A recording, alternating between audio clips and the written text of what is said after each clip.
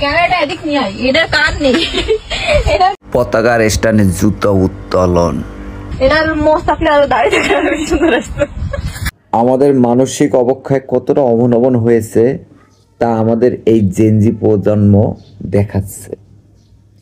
কেউ পতাকার স্টানে জুতা দিয়ে তারপর জুতো উত্তোলন করছে, কেউ ভাষা শহীদদের নিয়ে মানে হাস্যরস্যক টিকটক বানাচ্ছে, তাদের কান ধরে টানছে, তাদের পছন্দ হচ্ছে, দাড়ি গোপ থাকলে আরও একটু পছন্দ হতো। বুঝছেন? দেখেন এই যে কান ধরে টানতেছে, মানে তারপরে তার পছন্দ হচ্ছে, এগুলো কি ভাই?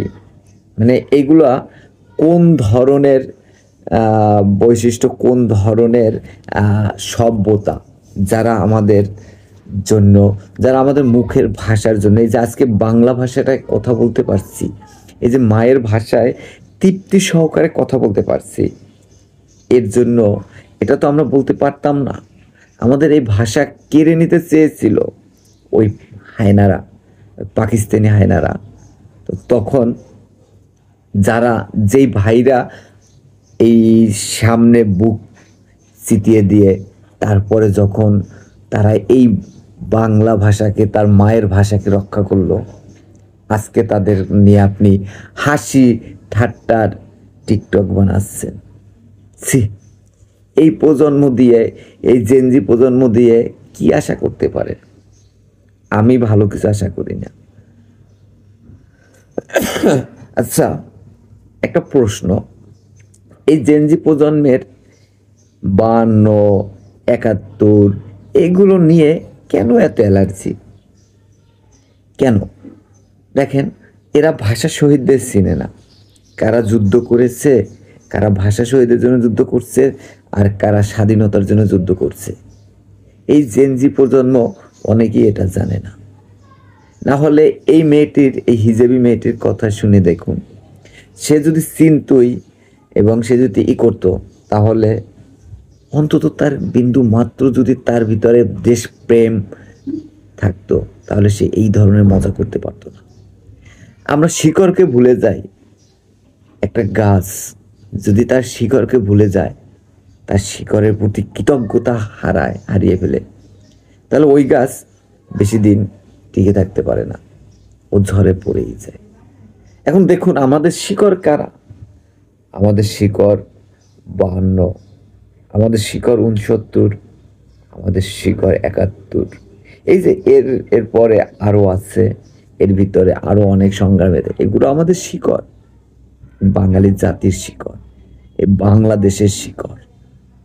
এই শিকড়কে যদি আমরা ভুলে যাই, এই শিকড়কে যদি আমরা সম্মান করতে না পারি, এই শিকড়কে যদি আমরা অবহেলা করি, তাহলে আমাদের কি অবহেলা করবে না? আমরা কি এর থেকে রেহাই পাবো? কারণ এদের ধারণ এবং রেসপেক্ট, সম্মান, এগুলো তো আমাদেরই দায়িত্ব। এদের বিশ্বের কাছে তুলে ধরা, এদের আগামী প্রজন্মের কাছে তুলে ধরা, এগুলোর দায়িত্ব তো আমাদের। এখন আমরা যদি এদের ভুলভাবে উপস্থাপন করে তুলে ধরি, আমরা যদি এদের হাস্যরস্যকভাবে তুলে ধরি, আমরা যদি এদের অপমান করি, তাহলে আমাদের নেক্সট প্রজন্ম এদের কি করবে? একবার ভেবে দেখেন। এটা কোনো হাস্যরস্যক জিনিস না। আপনি ভাষা শহীদদের নিয়ে মজা করবেন, আপনি জাতীয় পতাকাকে নিয়ে মজা করবেন, সেখানে জুতা, জাতীয় পতাকার পরিবর্তে জুতা, এরপরে আর কি হবে? অবনমন। এই প্রজন্মর দ্বারা কি আশা করা যায়? আমি কিছু আশা করি না, কারণ আমার বোঝা হয়ে গেছে যারা আমাদের শিকড়কে, যারা আমাদের, যাদের আমরা মাথায় তুলে রাখার কথা, তাদের দিয়ে আমরা টিকটক বানাই হাস্যরস্যক। যেই পতাকাকে দেখলে আমাদের প্রত্যেকের ভালোবাসা, প্রত্যেকের অনুভূতি, প্রত্যেকের মায়া আবেগ কাজ করার কথা, সেই পতাকাকে ফেলে সেখানে জুতা দিয়ে উত্তোলন করা। আর আর কি চাই?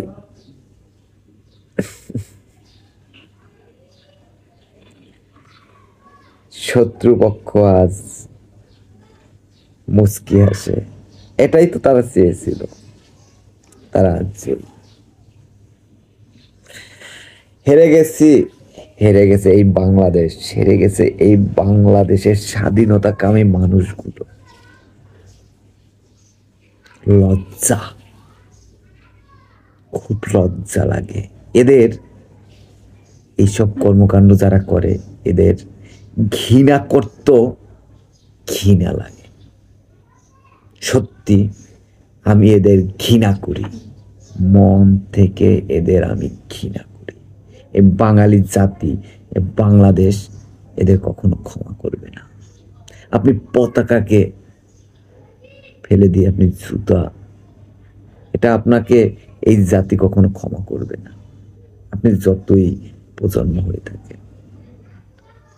ইতিহাসকে মুছে ফেলে কেউ কখনো ইতিহাস রচনা করতে পারেনি। ইতিহাসকে নিয়েই ইতিহাস রচনা করতে হয়েছে। তো ভালো থাকবেন, আর সবাই আমার চ্যানেলটা সাবস্ক্রাইব করে পাশে থাকবেন। আজকের জন্য আমি এদেরকে দেখতে দেখতে যা বুঝলাম, এদের কারোর কান নেই, কারোর থুতু নেই। এই যে ক্যামেরাটা এদিক নিয়ে আয়, এদের কান নেই।